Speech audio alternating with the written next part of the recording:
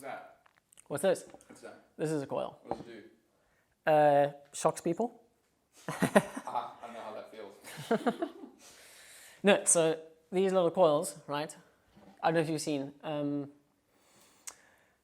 auto motorcycles, they're normally big, like forearm size, monster things. Sit under the frame, under the tank, normally. Yeah. Get super hot, dented. Yeah. So these have, it's called a coil, but it actually has two coils in it, right? So this section here is normally. So it should be called a coils. Coils. Yeah. The coils. The coils.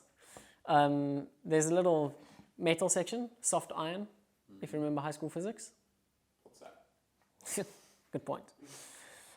So it's got two coil windings in it, right? One coil winding will come from the positive input and wrap around that soft iron core 5 or 6 times and then go back out the negative side. Yeah. Okay. So when you've got current flowing in this coil, you energize this center section, becomes a big magnet. Correct. Right? Now on the HT lead side, the high tension lead, going to your spark plug. High tension. High tension, HT lead. Why high tension? Because tension is another word for voltage. That's why you get those high tension cables going from a power station. Yeah. High tension. It's not because they're taut. Yeah. All cables are the same tension. Yeah. It's because they're high voltage. And that's done because if you transport electricity as a high current, you lose it.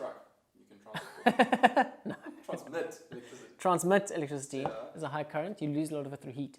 Yes. So even though they're 20,000 volt lines, it's like 0.003 amps, roughly. Yeah. Just because then you can have the most efficient transfer. Yes. Yeah. So they step up and step down on either side of it. Exactly. That's why you have those big transformers around all the city blocks, because they're going from the 20,000 up there to the 15,000 here to the 220 or 110, wherever you are. Very cool. So HT coil. HT lead from the coil. And when the primary coil, which is one of only like 5 or 6 windings, right? When that breaks down, okay, the electromagnetic field that's created around this steel section in the middle, breaks down. And as it breaks down, it induces a current in the other coil, right? The coils aren't connected by No. Two totally separate coils. They're just in each other's fields. Exactly, they're in the same magnetic field. Yeah. Faraday's right-hand rule. Faraday. Oh yeah, this. Yeah. Hey. So because they're in the same electromagnetic field, they interact. Yes.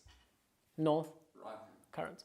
Yeah. Okay. Cool. So and then there's the left-hand law. That way. Yeah. And what? Left-hand. Dude, it's been a long time. I know there's a law. I don't know what it does.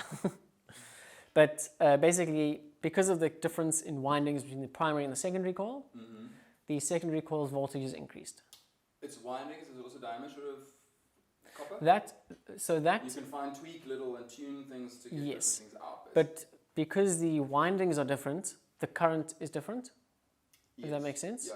Because the voltage is higher. So you've got like 10 joules coming in and you've got 10 joules coming out. Too much joules now. Just energy. Energy coming in, energy coming out is the same. Conservation of energy. So your energy with joules is your amps and your voltage. Yeah, exactly. But those two variables change. 100%. And the electricity, the joules are the same. Yes, exactly. You the get watts. what you put in, but you get a different flavor out. Yes, different flavor. So this one. It's like, or. Exactly. You're either punching someone or you're slapping someone. Yeah. One of the two. They're both gonna hurt. One's gonna hurt a lot more. One's gonna burn you and the other's gonna throw you across the room. Yeah, pretty much. Okay. So this really just steps up the voltage from 12 volts we need on our electrical system to the 25,000 odd. That you need to spark plug. Exactly, because don't forget because your cylinder is pressurized. Yeah. Right. It's a lot harder. It's much harder. It's easier to generate a spark, but you still need that spark to be hot enough and to not get like blown out inside your combustion chamber. Easier to spark. I would have thought in a vacuum it would have been easier. Opposite. Everything works opposite to my logic. It's actually quite cool. We have a spark plug tester at work, so you can plug them in, you can spark them, and you can see little sparks going. You can pressurize it, and then you can check it, and they go bright blue. Yes, next time. Previous company. I can't really get there anymore. Anyway, yeah. But it's quite interesting, and that's just because there's more atoms, so there's more electrical energy, so there are more valence electrons floating around. Like more holes. Turbocharged vehicle burns exactly. Like more because there's more stuff to burn. Exactly. So this guy here just changes your 12 volts 0.5 amp to 20,000 volts, 0.000. And that's also why your HT lead is different to your battery wire. Yeah. So this just has mostly insulation because voltage is the stuff that's going to want to jump out. Correct. Right? Yeah. So whenever you're trying to deal with housework or electrical stuff, the voltage is what's going to send it through you, but the current is going to be what kills you, right? So that's why people can survive lightning strikes with like 3 bajillion volts, and why you can get 3 bajillion. Bajillion, dude. Okay. Because the voltage is super high, but the current isn't. Okay. And that's why you can touch both sides of a car battery, because it's 12 volts. There's not scared to do that for so long. Yeah, so was I. Especially when you see like 2 points being contact and there's sparks and there's smoke and it goes wrong. But because the resistance of you is too high to push any voltage through you, your internal resistance, right? If you're wet, you have salt water on your hands or your whole body, then maybe it'll go around the outside of you, right? But that's why 24 volts, you'll just start to feel a little tickle if your hands are wet, but normally nothing. So into that we have got 12 volts. Yeah, but it's coming from the CDR. No, yes. In this instance, it's receiving a low voltage signal. Yes. Which is timed to the engine. Yes. Which is telling it, okay, send a spark now. Yes. Okay, send a spark now. Okay, Yes. send a spark now. Yes. So it receives current and a timed signal, and then that then goes, okay, boys, we've got to ramp this up. Spark, spark. Exactly. Spark, exactly. spark. And that's the biggest difference between these types of coils and the older, bigger ones. The older, bigger ones would have to build up a charge for a few milliseconds. Yes.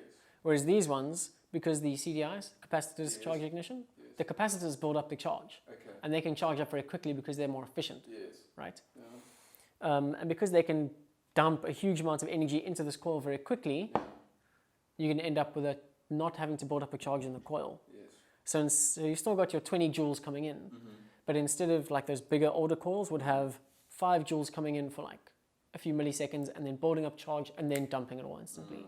Whereas these ones have a much bigger amount of energy coming in and then suddenly going out again. So this is more of a pulse. Whereas on the bigger, older points ignition systems, it was like it was still a pulse to what we know as a pulse. Yeah, the points and condensers, And then like tips I've learned from other people is first thing is the HT leads. If you've got an old bike, those HT leads, sometimes when they screw into the spark plug caps, 100%. take them out, snip that bit because it's the copper like splays out and you get a cut connection there. This happened here. Yeah, that thing. So replace those. But sometimes it's integrated into the coil, so you can't actually replace it, which is a bit cheaper. Yeah, and you get those super gangster fixes where I've seen people cut them off, right? If there's like a crack in the insulation, because then that spark will jump out. Like, it'll go. Like the smoke, it comes... Exactly, just like the smoke, and you can't get that spark back in, really. So you lose compression in the cylinder through that, don't you? That's where it is. So if you cut this wire, right, and you take a nail and you sharpen off the head, don't do this. You sharpen off the head and then people shove it in the one side, right, and then they shove the other side on, and then they hoy, insulation tape, and then it still fucks through the thing because it's such high voltage.